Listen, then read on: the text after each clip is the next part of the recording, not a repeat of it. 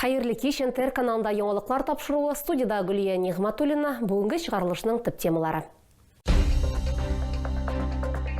Ватан алдындағы бурычларын үтәгәндә һәлак булган Түбән Камалар истәлегенә 2 мәктәптә мемориаль такта ачылу тантанасы узды. Һәйкәлгә чәчәкләр салдылар.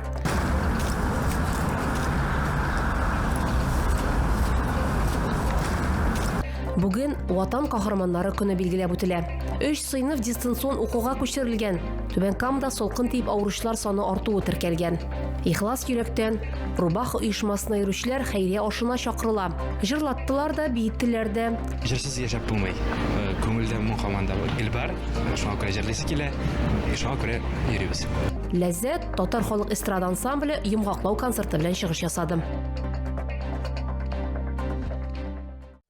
Ватан алдындағы бурычларын үтәгәндә һәлак булган Түбән Камалыларның хөрмәтенә бүген 2 мәктәптә мемориаль такта ачылды.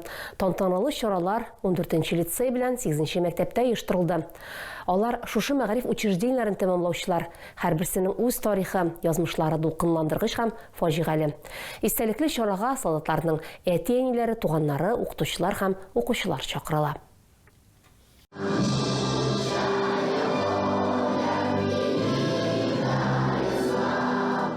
8-нче мәктәптә Россия һәм Татарстан гимннары яңгырый. Актлар залында укытучылар, укучылар һәм махсус хәрби операциядә катнашучыларның якыннары. Әлеге уку йортында укучыларның үз каһарманнары бар. Бүген мемориаль такта тагын бер герой Илназ Хөснетдинов исеме белән тулыланды. Ул 23-нче елның 6 февралендә һәлак булган, батырлык ордены белән бүләкләнгән.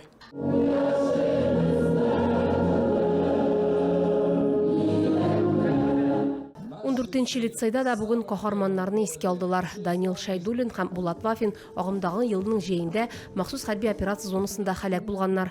Бүген алар мәктәп горурлыгы хәтер тактасында барлыгы 9 солдатның исеме урын алган. Тантаналы митингта катнашучылар мемориалга чәчәкләр салдылар. 9 декабрь Ватан каһарманнары көне билгеләп үтелә торган истәлекле дата. Һәр төбәкнең илебезнең тарихына зур өлеш керткән үз геройлары бар.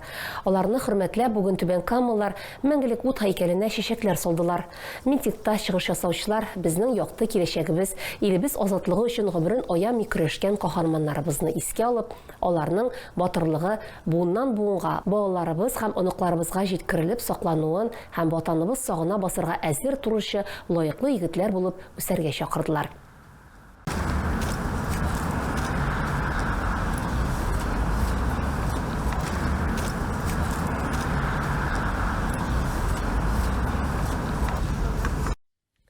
Мәгариф учреждениеләрендәге 3 сыйныф дистанцион укуга күчерелгән.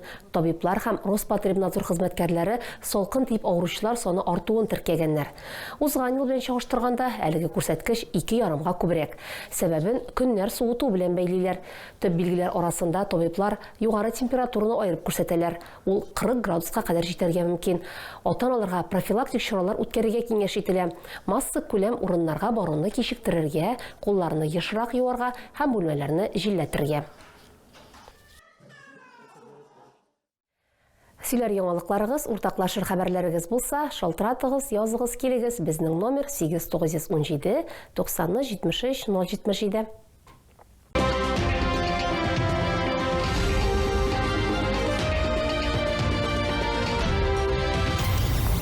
46 ел тарихы булган Ләззәт Татар халык эстрада ансамбле Түбән Камаларны һәм шәһәр кунакларын җырлата да, биетә дә.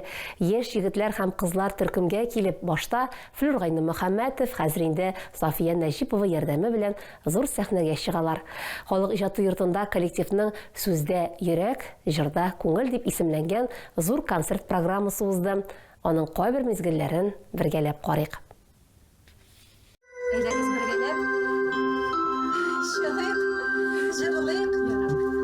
Кешеләрнең күңелләрен ачык.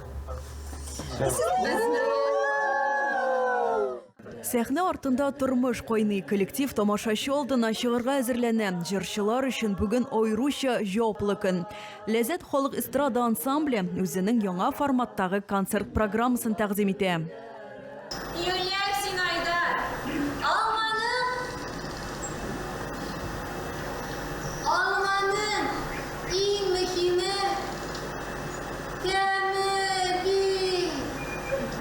Бүген безнең бик бай эчтәлекле концерт.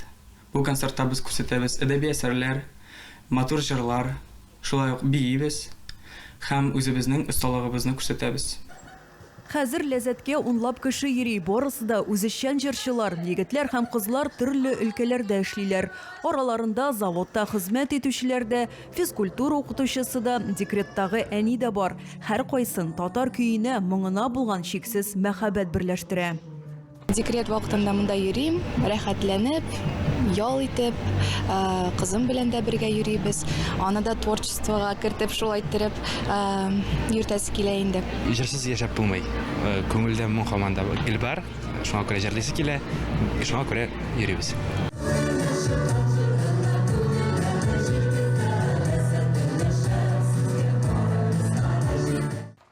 Ләззәт татар халкының үткәнен, бүгенгесен, киләчәген чагылдырып иҗат итүче, бай репертуары һәм тугры тамашачысы булган коллектив. Аның Шишмә башында Татарстанның ат казанган мәдәният хезмәткәре Флюр Гайнымөхәммәтов тора. Бу аның яшьлек хыялы иде. 4 гаилә барлыкка килде бездә. Аларның да балалары да хәзер дә татарча сөйләшә, аныклар да татарча сөйләшәләр. Һәм инде хәзер дә менә Аллага шөкер, ләззәттә яшәп барсы татарча сөйләшәләр. 2 сәгатькә сузылган концерт бер сулышта узып китте. Һәр чыгыш тамашачыны сихри бер дөньяга алып кереп киткәндәй булды.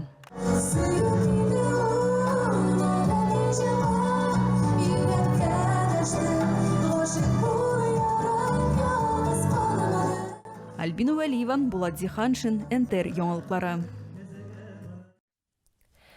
Вәгазь тыңладылар, бер-берсе белән оралаштылар. Рубах оешмасы Ихлас үзәге белән берлектә хәйрия ашы үткәрә. Мәҗлескә 50-гә якын шәһәрдәш чакырыла. Булар өлкәннәр, физик мөмкинлекләре чикле балалар һәм аларның әти-әниләре. Түбән Камаллар вәгазь тыңлыйлар, бер-берсенең хәлләрен белешәләр, үзара оралашалар. Хәйрия чарасы Түбән Кам районы имам мөхтәсибе Салих хәзрәт Ибрахимов тәкъдиме белән оештырыла.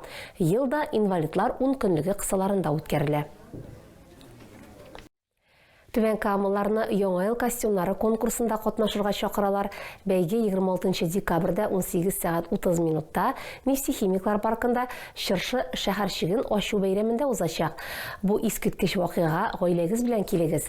Сезне костюмнар бәйгесе генә түгел, мавыктыргыч театрлаштырылган әкият, яңа ел чыршысы тирәсендә әйлән-бәйлә уйнау һәм Нардуган җыр һәм бию ансамбль артистларының концерт программасы да көтә. Һәр катнашучы үз сәләтен күрсәтә һәм бүләк ота алачак.